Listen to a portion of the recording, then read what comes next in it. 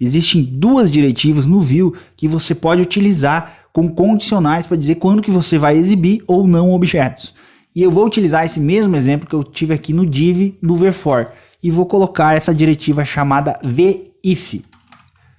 Dentro do v-if eu coloco um condicional. Como ele está com esse v-if aqui no início e como ele é uma diretiva, ele sabe que aqui dentro eu preciso ter um JavaScript. Então ele só vai funcionar e só vai tirar esse vermelhinho de baixo para dizer que não tem erro quando eu colocar um JavaScript real, um JavaScript que funcione.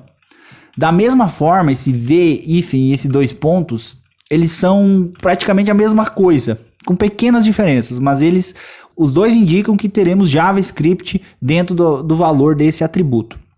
Aqui nesse v-if eu vou fazer uma validação simples. Eu vou verificar se o v for igual a 10. Se for igual a 10, eu não vou mostrar. Eu não salvei ainda, mas presta atenção aqui, ó, aqui no 10. Ó. Eu vou salvar e verifica aqui na esquerda aqui se o 10 vai executar. Ó, executou. Por quê? Porque eu estou fazendo um v-if, eu estou verificando se o v é igual a 10. Se não for, eu não vou exibir. E se for, eu vou exibir. O igual, aqui dois iguais, que é JavaScript. Eu posso colocar diferente aqui. Essa linguagem é JavaScript, tá? Tudo isso aqui é JavaScript. Se for diferente de 10, eu exibo. Se não, eu não vou exibir. Ó. O v-if faz isso aqui. E existe uma outra chamada v-show. Essa v-show, ela faz basicamente a mesma coisa do v-if. Qual é a diferença entre elas? A diferença é que o v-if ele não vai renderizar o componente de forma alguma. Ele vai fazer de conta que o componente não existe quando o condicional não for aceito. E o v-show vai desenhar o componente, ele vai criar o componente, mas ele vai escondê-lo quando o condicional não for aceito. Isso é muito importante saber essa diferença, saber a utilização dessas duas diretivas quando forem necessárias cada uma delas, porque isso interfere muito, já que o Vue é JavaScript e ele atualiza automaticamente os componentes, é muito rápido, você não precisa ficar clicando, ele é síncrono entre ele ali, os componentes, entre as variáveis e os componentes, ele atualiza, quando você altera uma variável, ele já atualiza um componente rapidamente. É muito importante saber a diferença desses dois, mas é importante saber que os dois existem e que você pode usá-los de acordo com a necessidade no futuro. Quando você pegar e tiver um pouco mais de experiência, você vai compreender e vai saber quando usar cada um. Por que o v-if aqui nessa tela está com esses risquinhos vermelhos embaixo indicando que tem erro? Porque quando eu uso um v-for, eu não posso usar um v-if, ou eu não devo usar o v-if, ele recomenda não utilizar. Não é recomendado usar e ele já mostra aí para não utilizar. Quando que vai atualizar esse componente aqui? Automaticamente. Ele vai atualizar esse componente automaticamente quando essa chave for modificada. Quando eu alterar o valor esse valor da chave aqui, esse valor de key for modificado, ele vai renderizar novamente o valor de dentro aqui. Mas se não for modificado esse valor de v, ele não vai alterar o valor de dentro, mesmo que o valor tenha sido alterado. Por exemplo, se eu tiver um vetor de objetos que tem um ID e um nome, e eu colocar aqui no V para alterar o ID, aliás, se eu colocar aqui no key para ser o ID a chave e eu alterar o nome desse vetor em algum lugar, ele não vai atualizar, porque ele precisa que a chave seja modificada. Mas isso também veremos lá para frente. É uma introdução, porque daí o teu cérebro já vai saber que isso existe e lá na frente ele vai dizer, lembrei de alguma coisa. E vai facilitar a tua compreensão no futuro. Se acalme, Padawan, que tudo dará certo. Da mesma maneira, sempre lembrando, você vai ter todos os códigos de todas as aulas. Esses códigos você pode pegar e já utilizar para fazer os teus projetos, não precisa se preocupar com nada.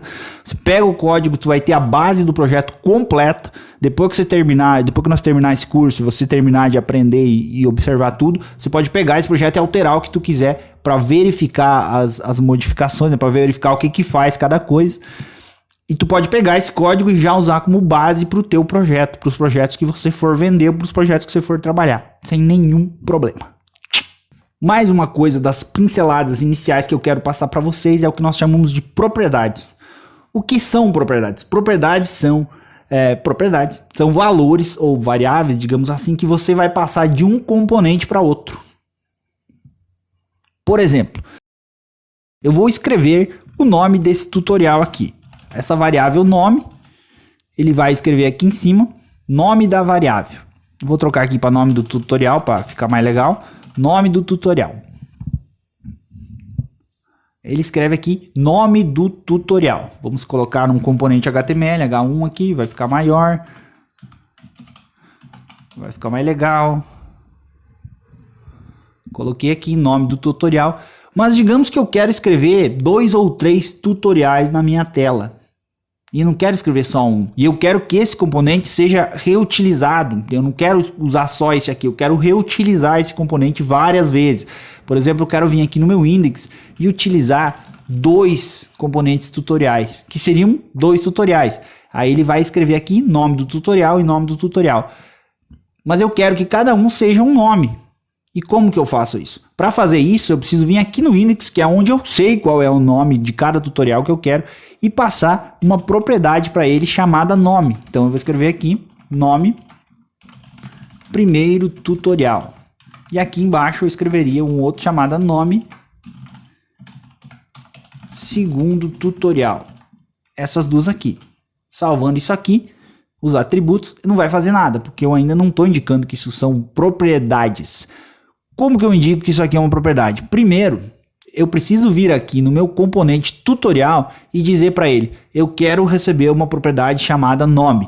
Então, para começar, como eu não posso ter uma variável dentro do data e uma propriedade com o mesmo nome, não posso ter porque são individuais, eu preciso excluir essa propriedade nome e preciso cadastrar ou mapear aqui no meu objeto JavaScript chamado props, que vai ser um vetor que eu vou receber todas as propriedades. Eu faço isso aqui, salvo, e ele automaticamente já vai receber aqui na esquerda o nome das propriedades que eu estou recebendo. Nome, primeiro tutorial, e aqui em tutorial a mesma coisa.